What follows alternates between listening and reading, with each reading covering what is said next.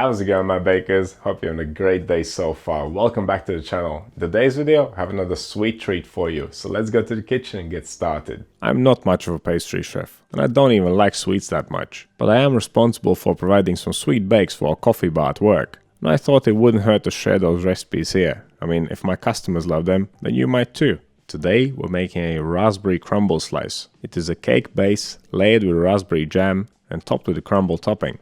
And it will go down perfectly with your coffee. So let's get right to it and see what we need to make this. For the raspberry jam, we'll need some raspberries, fresh or frozen, or you can use other berries, it's up to you. We'll also need some cornstarch, sugar, water, and some lemon juice. For the crumble topping, we'll need some white flour, some butter, sugar, and some zest from the lemon that we took the juice from, because there's no need to waste it.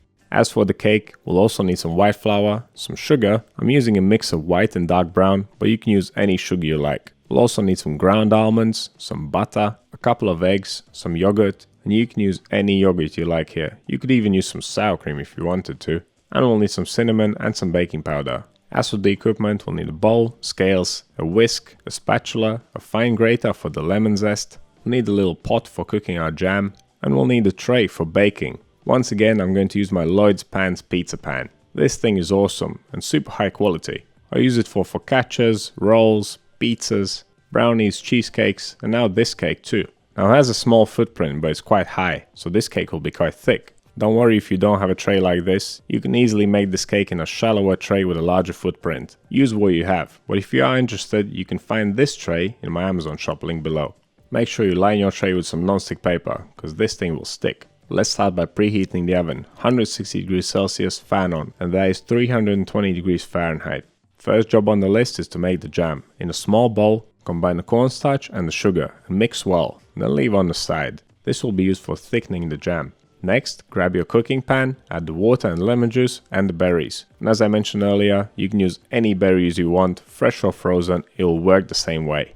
Now bring the pan over to the cooker and set it on to medium heat. Let it come up to a simmer and keep cooking it for around 3 minutes. And stir it once in a while to break up the berries. If you are using frozen berries, of course this will take longer, so leave them to cook for around 5 to 6 minutes. Once they have nicely broken down, we can add the corn flour and the sugar mix. This will instantly thicken the jam. To avoid any lumps, start stirring jam straight away after you add the corn flour and sugar mix. You could even use a whisk for this step.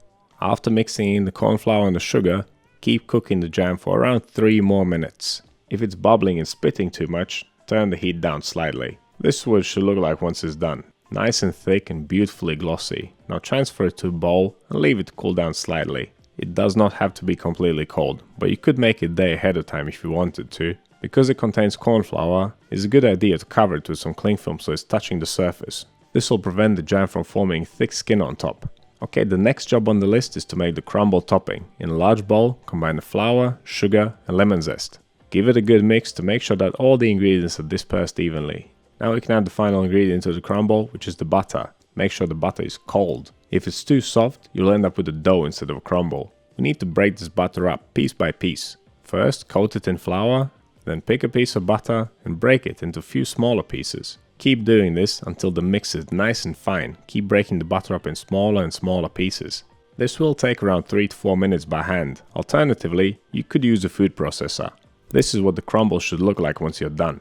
Nice and uniform. Okay, we only have one more thing left to do, and that is the cake. First, start by mixing the dry ingredients. In a large bowl, combine the flour, the cinnamon, the baking powder, and the ground almonds, and then mix everything well. Leave that on the side and then continue by mixing all the wet ingredients, starting with the butter and the sugar. If you are using dark brown sugar, make sure to break it up properly, because sometimes it can clump together. The butter for this mix must be melted. That actually makes this cake a lot easier to make, because we don't have to cream the butter and sugar together. Just pour in the melted butter and give it all a good mix. Follow that by the eggs and then the yogurt. It's probably the best idea to switch to a whisk from here. Whisk everything until it's nice and smooth, and then combine the wet ingredients with the dry ingredients. Now while I'm mixing, I have something to confess. As I said, I'm not much of a pastry chef, and I'm so used to using bread flour that I completely forgot to use all-purpose or cake flour for this recipe. So this cake was made with bread flour, and it worked just fine. If you use all-purpose flour or cake flour, your cake will be much fluffier than mine was. But I can't really fault it, I loved it anyway. You could also use self-raising flour and skip the baking powder if you like. Okay, that's a confession and the cake mix done. All three elements of our ChainBaker are ready. We have the nice berry jam, the crumbly crumble, and the cake base. Something beautiful is about to happen. All we need to do now is assemble the thing. And of course, since I'm not much of a pastry chef, here's another tip I can give you after the fact. Rub your baking tray with some water or with some oil before you place the baking paper into it. It'll make the paper stick and stay in place. That'll make your life a lot easier come spreading time. Okay, place 2/3 of the mix in your baking tray and then spread it out nice and evenly. And of course here I slightly struggled, but it's not the end of the world. Easy does it. If you go slowly and don't lose your mind, everything will be fine in the end. It doesn't have to be perfectly smooth. As long as the cake covers the whole surface, you're good to go. Next comes our berry jam. Give it a good stir before you use it to avoid having any lumps. And then pour it all right onto the cake mix. As I mentioned earlier, there's no need to cool this jam down. Don't worry if it's slightly hot still. I mean, the cake is going in the oven in a minute anyway, right? So if anything, we're helping it. Spread the jam out nice and evenly so it covers the whole cake. Now let's take the remaining 1/3 of the cake mix, grab a spoon and then dot it around. Another great way of doing this is by using a piping bag. I did this at work today and it worked perfectly. Instead of dotting, I just drew some crisscross lines across the surface. It's a lot easier and more convenient, but saying that, it's a bit more wasteful too, because then you have a plastic bag to get rid of. But regardless of which method you choose, after spreading the remaining cake mix, sprinkle the crumble topping all over the surface nice and evenly. And that's it. This bad boy is ready for the oven. It's quite dense and heavy at the moment, so it'll take a while. Around 15 minutes will do it. Now if you make yours in a shallower tray with a larger footprint, your baking time will vary. It may be ready in just 40 minutes. You can check the internal temperature. If it reads above 94 degrees Celsius or 200 degrees Fahrenheit, it's ready. From there, you just need to bake it until you are happy with the color of it. And that should be golden brown all over. I like to leave this to cool down at room temperature and then pop it in the fridge. Because slicing a cold cake is much easier, you get cleaner cuts. And it's easier to remove from the tin too. But just as the blueberry cheesecake, this is best enjoyed at room temperature. While I do prefer my brownies cold, this kind of cake is too hard when it's cold. And you don't really feel the full flavor of it either. But there you have it. That's how you make a raspberry crumble slice, or a raspberry crumble cake, or raspberry coffee cake. Call it what you like, I call it delicious. Even though I'm not that much into cakes, I must admit I couldn't stop at just one piece. Now all you need to do is go ahead and make yours.